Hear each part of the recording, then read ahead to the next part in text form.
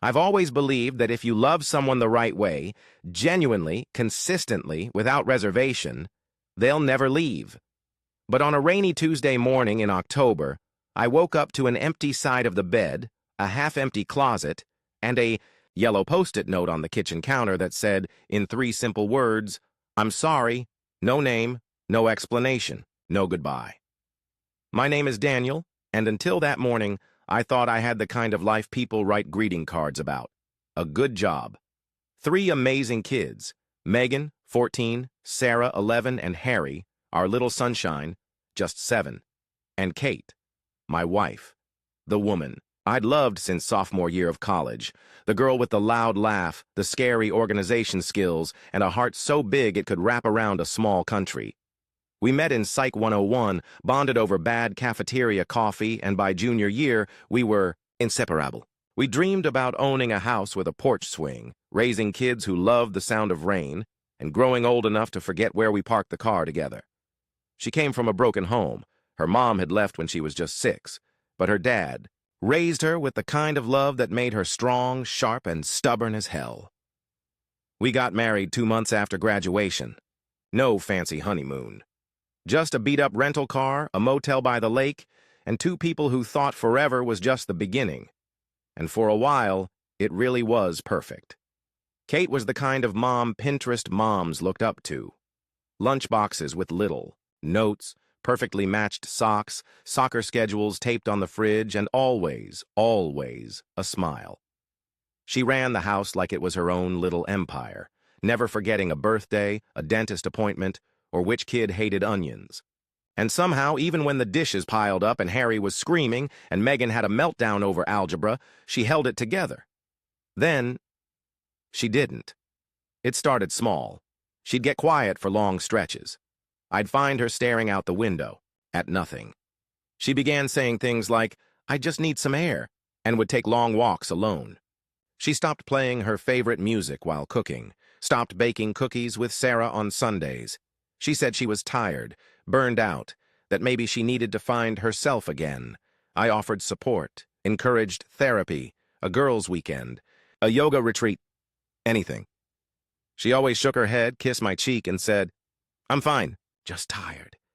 But that morning, she wasn't there.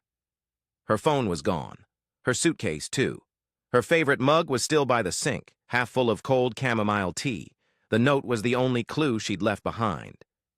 "I'm sorry," my chest felt, like it had caved in. I checked every room, every closet. I opened the garage. I called her phone. Straight to voicemail. Megan was the first to wake up. She came into the kitchen, rubbing her eyes, and stopped mid-step when she saw my face. "Where's Mom?" she asked. I couldn't answer. I just couldn't. Sarah started crying when she realized Mom hadn't come in to wake her like always. Harry stood in his superhero pajamas asking if Mom went to the store. I lied. She needed to take a break. She'll be back. But deep down, I had no idea if that was true. That afternoon, Grace showed up. Grace was Kate's best friend. If Kate was the sun, Grace was her gravity, pulling her back when she drifted too far into stress, self-doubt, or whatever dark cloud hovered over her some days. She looked like she hadn't slept all night.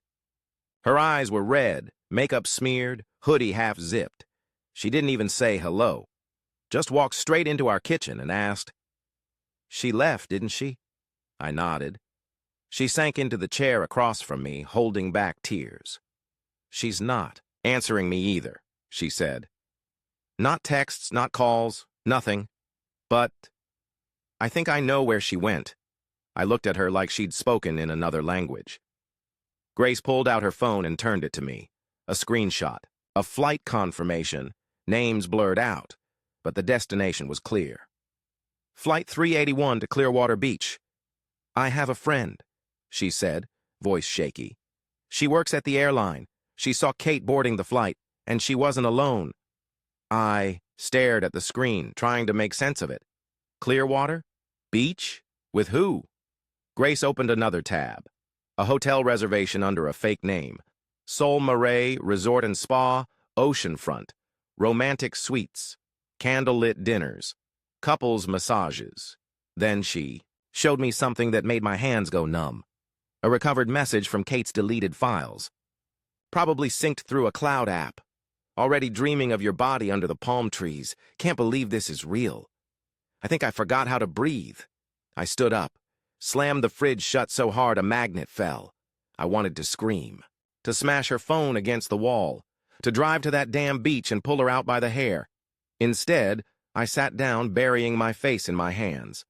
Grace reached across the table. Daniel, I know this is hell, but I don't think it's over. Not yet. You know her. You know her. This isn't who she is. She left me, Grace. Left our kids. I know, and she'll regret it. But only if you make her see what she gave up. I looked up, and for the first time since that morning, I felt something new. Not anger. Not grief. Resolve. Grace leaned closer. If you want her back, you have to go get her. I didn't say anything. I just stood up, grabbed my keys, and said one word. When? The Sol Marais Resort looked exactly like the kind of place you'd pick if you wanted to pretend your life wasn't a goddamn mess.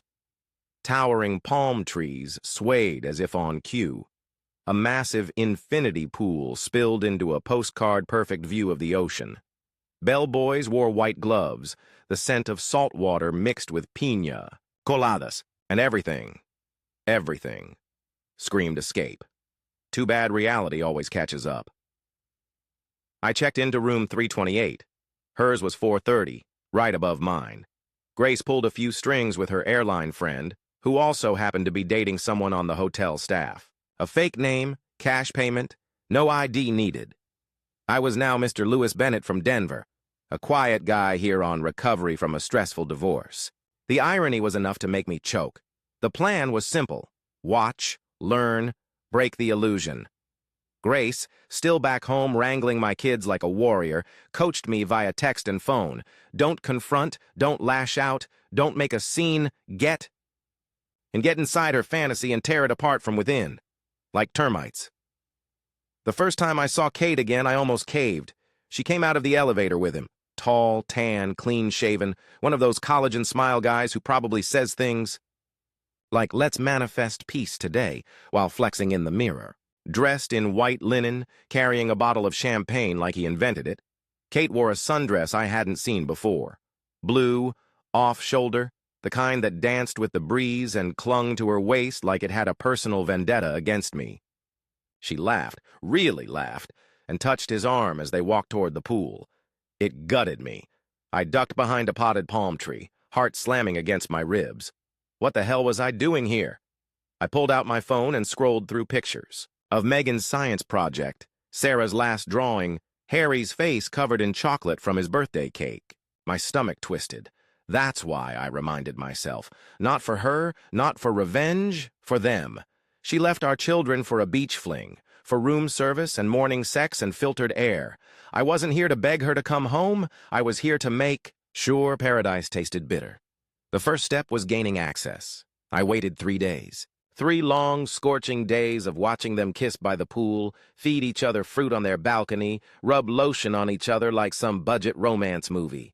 I knew her. I knew her moods, her mannerisms, and watching her laugh with him like nothing back home mattered was starting to rot something inside me. So I moved. I waited until they left for a late-night dinner at the beach bar, then approached the young housekeeper on her rounds. Told her my sister had left something for me in her room, and I just needed a few minutes to grab it before she came back. I flashed her a $100 bill like a magician performing a trick. She hesitated. I smiled, added another $20, and said, "Please, I just need 10 minutes. No one has to know." She let me in. Room 430 was an influencer's dream. Open windows, flowing white curtains, champagne flutes by the bed, a Bluetooth speaker humming soft jazz. Her suitcase was open. I saw her lavender pill case immediately, labeled Stress Relief, CommURX. Next to it, a bottle of activated charcoal capsules from her cleanse kit. I opened both, switched the capsules. Next, her swimsuit drawer. She always packed her Sea Goddess collection for vacations, the designer bikinis she'd saved up for years ago. She loved those suits more than most people. I found her favorite one, emerald green, knotted at the side. It took 2 small snips with my pocket knife in the inner seam. It would hold, until it didn't. I moved to the bathroom. Derek's stuff was scattered around like a teenager's. Cologne, fancy brand, half full. I unscrewed the top, poured a generous amount down the sink, and replaced it with ammonia from the hotel's supply closet. Don't ask how I got it. Let's just say money talks and late-night janitors don't ask questions. Last touch, his pressed shirt for dinner, hanging in the bathroom. I drizzled a few lines of olive oil on the back. Subtle, enough to darken under warm lighting. By the time I left, I was shaking. Not from guilt, not even from fear, from power. For the first time since she left, I was the one pulling the strings. The chaos started that evening. I watched from a corner table at the resort bar, sipping club soda, wearing sunglasses at night, like an idiot. But I didn't care. I was there to witness the unraveling. Kate walked in wearing a different swimsuit, not the emerald one. I tensed. Maybe she hadn't picked it yet, but Derek was already scratching his arm. His pressed shirt looked like it had a giant grease stain across the back. Kate noticed. I saw her eyebrows knit together. He leaned in for a kiss. She pulled back. His cologne, or what he thought was cologne, now smelled like a chemical spill. He frowned, sniffed his shoulder, then gagged. Kate wrinkled her nose. "What is that?" What? "It's my regular. Jesus, that's awful." He stormed off to the bathroom. She stood there, confused, alone for a moment. I almost felt bad. Almost. The next day was worse, for them. They lounged by the pool. Kate finally wore the emerald suit. I held my breath. She got into the water, swam a lap. On her way out, it happened. The knot gave way. The side of the bikini slipped. It wasn't full exposure, but enough to make her shriek, grab at herself, and bolt for the towel with cheeks burning. People stared. Derek laughed, until she snapped at him. They argued. He shrugged her off. That night, she looked tense, edgy. He poured her wine at dinner. She pushed it away. He touched her shoulder. She flinched. Then came the cherry on top. Dinner, rooftop restaurant, candlelight. She looked pale, sweaty. 10 minutes in, she whispered something to him and rushed off toward the restroom. I knew what was coming. Grace had confirmed. Activated charcoal, plus rich seafood, plus wine. Hell in your stomach. Kate didn't return for 45 minutes. Derek ate alone. By day 5, the dream was rotting. They no longer held hands. They walked separately to the beach. She snapped at waitstaff. He scrolled on his phone during dinner. They fought, quietly but intensely. I watched it all like a silent director behind the curtain. My heart, still broken, but I'd wrapped it in barbed wire. Because if she thought paradise was built on lies, I was there to make sure it crumbled under the truth. Next came the finale. And, oh, it was going to hurt. The medallion was never expensive. It wasn't gold or diamond-encrusted, just 2 simple silver halves, worn from time and the 1,000 tiny moments that made a marriage real. We bought it from a street vendor in Asheville on our 5th anniversary. Back then, money was tight. The twins were babies. We didn't need much. The engraving on mine said, "Always yours." Hers said, "Forever mine." When clasped together, they clicked into a small heart, one of those cheesy trinkets you'd find in a corner store, but it meant the world to us. Kate wore hers every day, until the day she left. I'd held on to my half like a relic, a symbol of something broken, but not yet buried, and now it would be the final piece in the puzzle I'd been quietly constructing in the background of her tropical fantasy. I slipped it into her room the same way I had the pills, the oil, the ammonia. Quiet, invisible, surgical. The cleaning. Lady had grown used to me. Another folded bill. Another quick drop-off. This time I left it on her nightstand, right beside the travel-sized lavender lotion she used every night before bed, and just beneath the medallion, a handwritten note. "There's no paradise without home. Yours is waiting." I didn't sign it. I didn't need to. That afternoon, I took my seat at the cafe across the courtyard. Tucked behind a sheer curtain, I sipped black coffee and waited. They returned to the room just after 3 p.m. I saw them through the lobby window. Kate walked ahead, arms crossed, eyes hidden behind oversized sunglasses. Derek trailed behind her, his flip-flops slapping the tile like an afterthought. I waited. 15 minutes later, the curtains in their room shifted. I leaned forward. She found it. Even from a distance, I could see her hesitate at the nightstand. She picked it up slowly, like it was hot to the touch. Her fingers trembled. Her body turned slightly away from Derek, who was fussing with his phone, oblivious. She sat down on the bed, staring at the medallion as if it had materialized from a ghost. Then she brought it to her lips. Just a small, silent kiss. I felt the air leave my lungs. The door to their room burst open. Derek stormed in from the balcony. He said something. I couldn't hear the words, but his posture screamed irritation. She stood up quickly like she'd been caught with something indecent. He snatched the medallion from her hand, stared at it, then turned to her with an expression that twisted into disbelief. His lips moved rapidly, accusing, maybe even mocking. She said something back, louder. Her body tensed. She reached to take it from him, but he pulled away, flinging the necklace onto the bed. Then he started pacing. I watched, frozen, as Kate finally snapped. Her hands flew into the air, her voice slicing through the air even from where I sat. She wasn't crying. Not yet. But she was unraveling. Derek shouted back, threw his arms wide, pointed at the door, and then he left. Just walked out, walked. She stood there for a moment, hands shaking, then picked up the medallion again. This time, she held it close, pressed it against her chest. My job was done. That night, I watched her walk barefoot along the beach, alone. The moon was low, heavy like a witness. The tide lapped against the shore, whispering things only someone broken could understand. She wore a sweatshirt, probably his, and a pair of loose pants. Her hair was up in a messy knot. She looked like the version of Kate I fell in love with, raw, vulnerable, real. She stood at the water's edge for what felt like an hour, her arms wrapped around herself like she was holding her own regrets. I didn't move. I stood in the shadows between two palm trees, close enough to see her silhouette, far enough to remain invisible.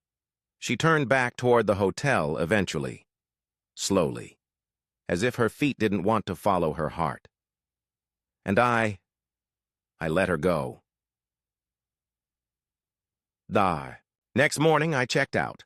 I left the room key on the pillow along with one last thing, her favorite photo of us, the one taken on our porch during a rainstorm. We were soaked, holding mugs, laughing like idiots. That was the last day she'd ever said, "I love you," without hesitation. I placed it gently beside the lamp. No note, no explanation. Some truths speak for themselves. As the plane took off, I looked out the window wondering what would come next. I didn't know if she would follow me, if she'd even want to. But I knew one thing. I didn't chase her to beg. I chased her to remind her of the life she threw away, and sometimes, when you pull someone out of a fantasy hard enough, they finally remember where they belong. The house didn't feel like home anymore. Grace did what she could, held the schedule together, made school lunches, coordinated carpools, patched scraped knees, but the place felt wrong, like a heart still beating without a pulse, alive but lifeless. Harry cried every night, sometimes for 10 minutes, sometimes for 2 hours. I tried everything, reading him stories, singing off-key lullabies, letting him fall asleep on my chest, but nothing worked. Sarah barely spoke. She stared at her cereal like it was a math problem and flinched at every loud sound. Once I found her curled up in Kate's closet, clutching one of her scarves, eyes red. Megan. Megan was the worst. Not in behavior, she was silent, polite, functional. But in that cold, quiet way teenagers shut down when they're trying not to feel anything. She didn't cry, didn't ask questions, just sat in her room, face lit by the pale blue glow of her phone screen, swiping through a world where her mother still existed in photos, but not in reality. And me? I kept moving, fixing what was broken, cooking what I barely knew how to make, answering school emails, cleaning up puke, pretending like everything wasn't falling apart inside me. Kate had been gone for 11 days. The trip back from Sol Marais had been heavy. I kept replaying her face when she found the medallion, the way she held it to her chest, the moment she stared at the ocean like it was calling her name, and she couldn't decide whether to walk in or turn around. But I'd made a decision when I boarded that plane. I wouldn't chase her anymore. I'd shown her the cost. It was her choice now. 3 days later, at 6:12 p.m., the doorbell rang. I was elbow-deep in dish soap, scrubbing crusted mac and cheese off a casserole tray. Sarah was doing homework at the table. Harry was in the living room, building something messy and unidentifiable out of Legos. Megan hadn't come out of her room in hours. The bell rang again. I dried my hands, wiped them on my jeans, and opened the door. And there she was, Kate, tear-streaked, hair tangled, mascara like black lightning down her cheeks, one hand gripping, the handle of her suitcase like it was the only thing keeping her upright, and around her neck, the medallion, my half. She didn't say a word, but from behind me, I heard it. "Mom!" Harry's voice cracked the silence like a lightning bolt. He barreled past me, nearly knocking my leg sideways, and launched himself into her arms. Sarah wasn't far behind.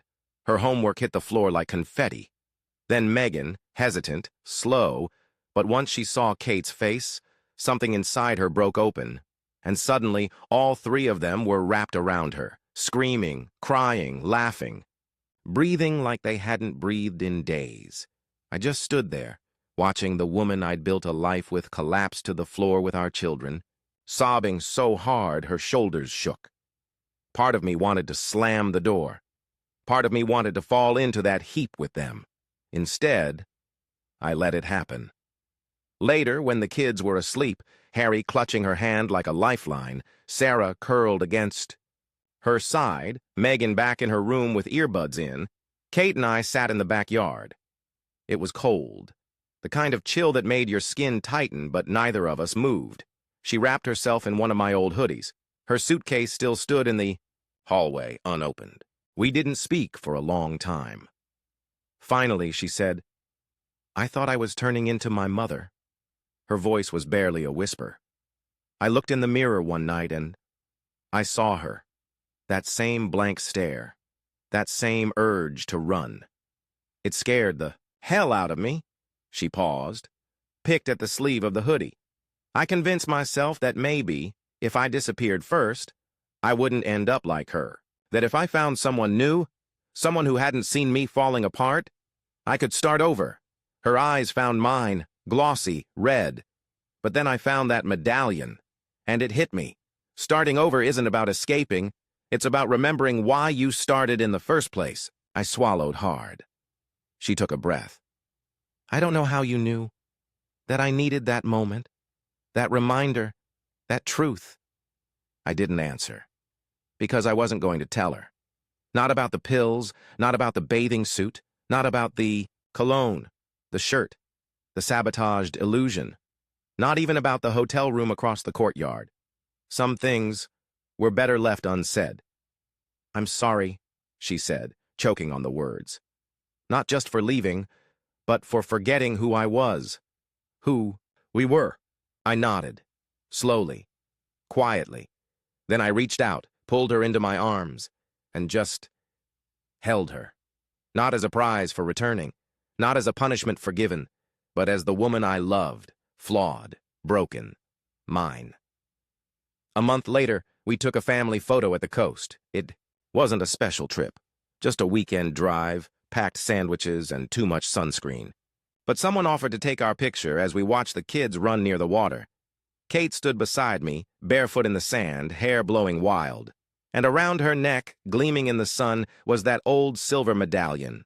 The other half was in my pocket. I never told her the truth. Never said a word about Sol Marais. But sometimes, to save a family, you don't need to be a hero. You just need to be her reality check.